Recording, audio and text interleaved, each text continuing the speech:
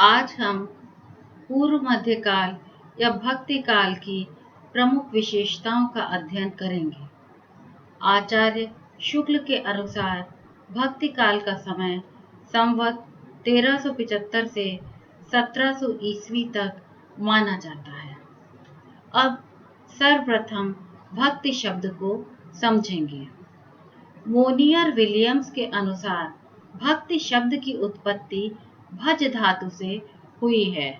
भक्ति शब्द का सर्वप्रथम श्वेतर उपनिषद में उल्लेख पाया जाता है।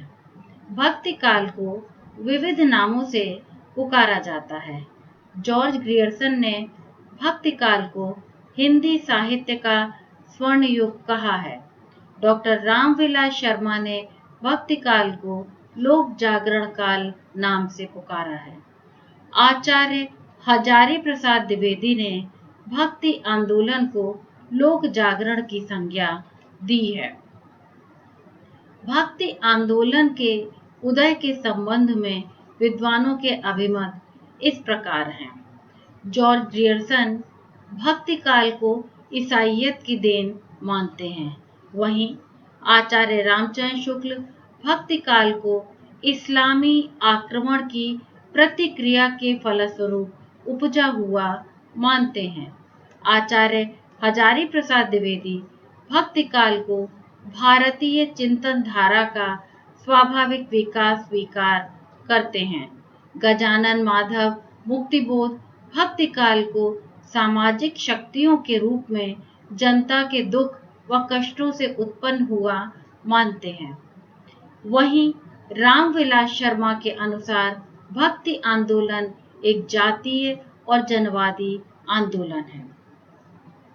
यानी हम कह सकते हैं कि भक्ति काल को विविध लोगों ने विविध कारणों से उत्पन्न हुआ माना है। अब हम भक्ति काल के विभाजन के बारे में जानेंगे।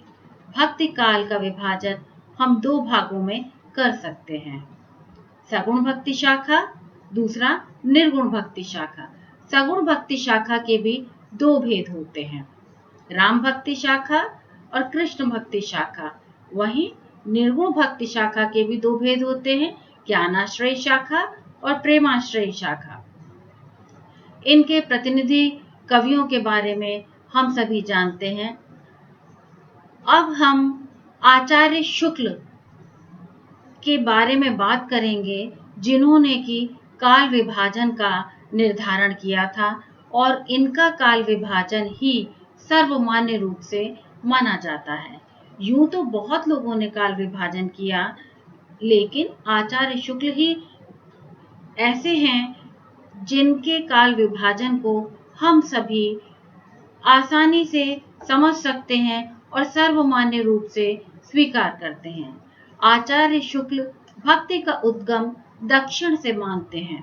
उन्होंने स्पष्ट रूप से कहा है, इन्वर्टेड कॉमास बिगिन, आप लोग लिखना चाहें तो लिख भी सकते हैं, भक्ति का जो सूता दक्षिण की ओर से धीरे धीरे उत्तर भारत की ओर पहले से ही आ रहा था, उसे राजनीतिक परिवर्तन के कारण शून्य पड़ते हुए जनता के हृदय क्षेत्र में फैलने के लिए पूरा स्थान मिला। भक्ति आंदोलन के संबंध में कुछ प्रमुख विद्वानों ने अपने विचार इस प्रकार व्यक्त किए हैं। जॉर्ज ग्रियर्सन के बारे में हम सभी जानते हैं। जॉर्ज ग्रियर्सन का बहुत ही महत्वपूर्ण स्थान है। जॉर्ज ग्रियर्सन भक्ति काल का जन्म अचानक ही हुआ मानते हैं।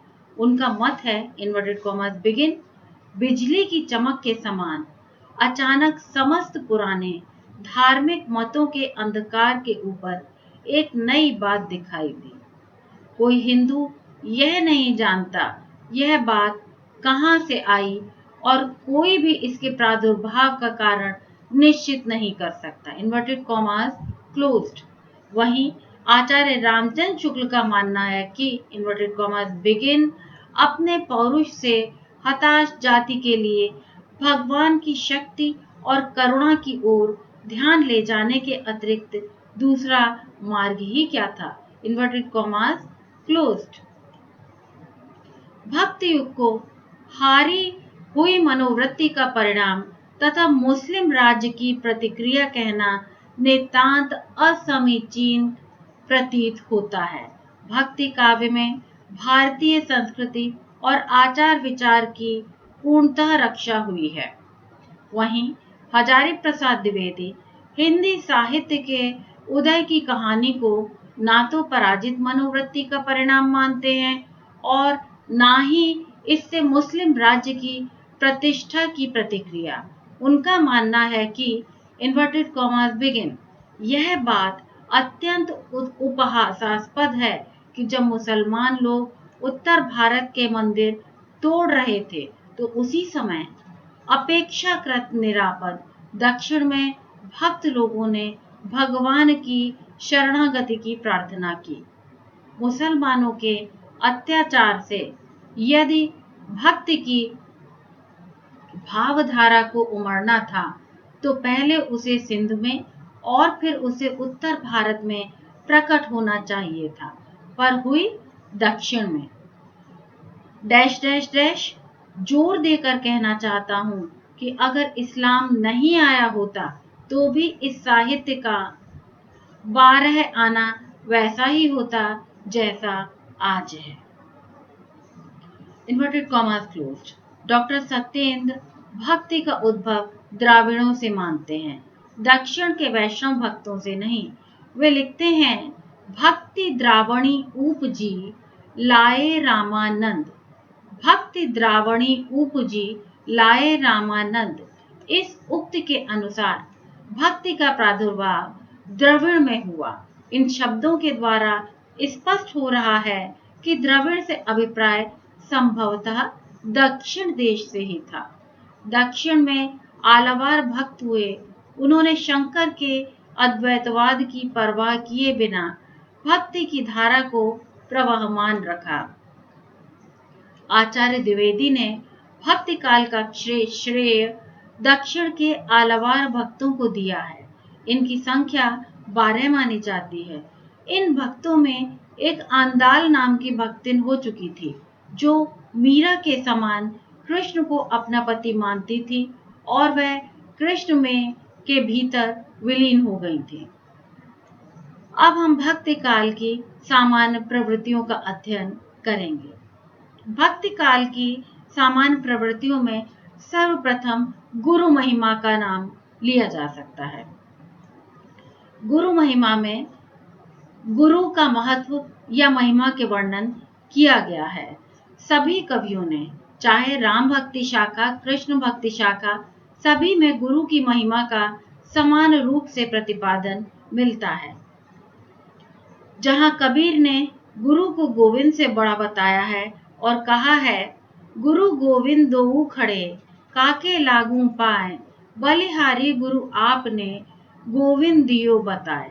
वहीं जायसी का कहना है कि बिनु गुरु जगत को निर्गुण पावा। तुलसीदास भी कहते हैं, बंदव गुरुपद कंज कृपा सिंधु नर रूप हरि, कहकर गुरु के प्रति अपार श्रद्धा का प्रदर्शन करते हैं। वहीं सूरदास जी भी गुरु वल्लभाचार्य जी के बिना सारे संसार को अंधकार में देखते हैं। उनका मानना है, श्री वल्लभ नक चंद्र छटा बिनु सब जग मांझ अंधेरो। भक्ति की प्रधानता। भक्ति काल की चारों शाखाओं में ईश्वर की आराधना के लिए भक्ति पर समान रूप से बल दिया गया है। यद्यपि कबीर के ईश्वर निराकार है और वह ज्ञान गम्य है, किंतु भक्ति के बिना उसकी प्राप्ति नहीं होती। कहने का तात्पर्य यह है, भक्ति ज्ञान का प्रमुख साधन है।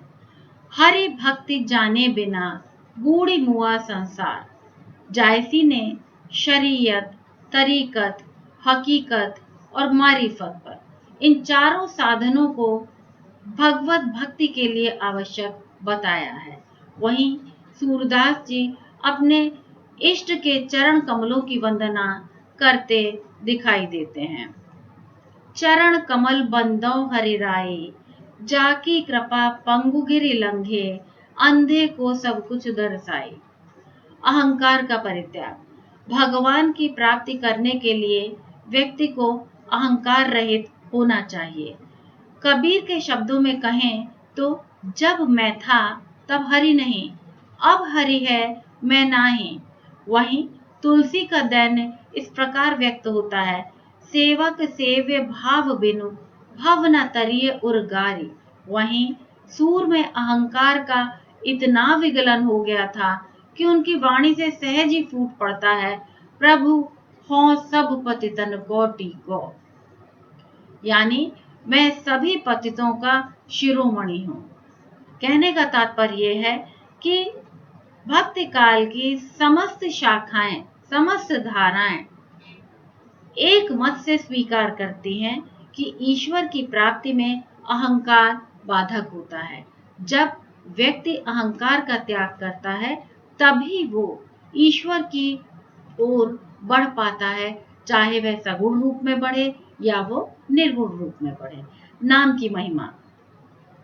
भक्ति काल में नाम की महिमा का विशेष महत्व है। संतों, सूफियों तथा सगुण साधकों ने कीर्तन, भजन तथा नामकरण को समान रूप से महत्व दिया है। तुलसी स्पष्ट रूप से कहते हैं कि तुलसी अलखई का लखै, राम नाम जप नीच। जायसी भी स्मरण की महत्ता प्रदर्शित करते हुए कहते हैं कि सुमिरो आदि एक करतारू, जेहि जीव दीन कीन संसारू। वहीं कबीर ने नाम की महिमा के लिए कहा है, दशरथ सुत तिहु लोक बखाना, राम नाम का मरम है आना। भक्ति काल की एक प्रमुख विशेषता है समन्वयात्मकता। भक्ति काल के सभी कवियों में समन्वय की विराट चेष्टा देखी जाती है। तुलसी का साहित्य तो समन्वय की विराट चेष्टा का ज्वलंत उदाहरण है ही।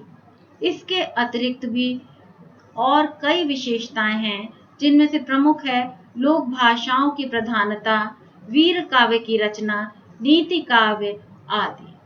अब हम अपने वक्तव्य को यहीं विराम देते हैं।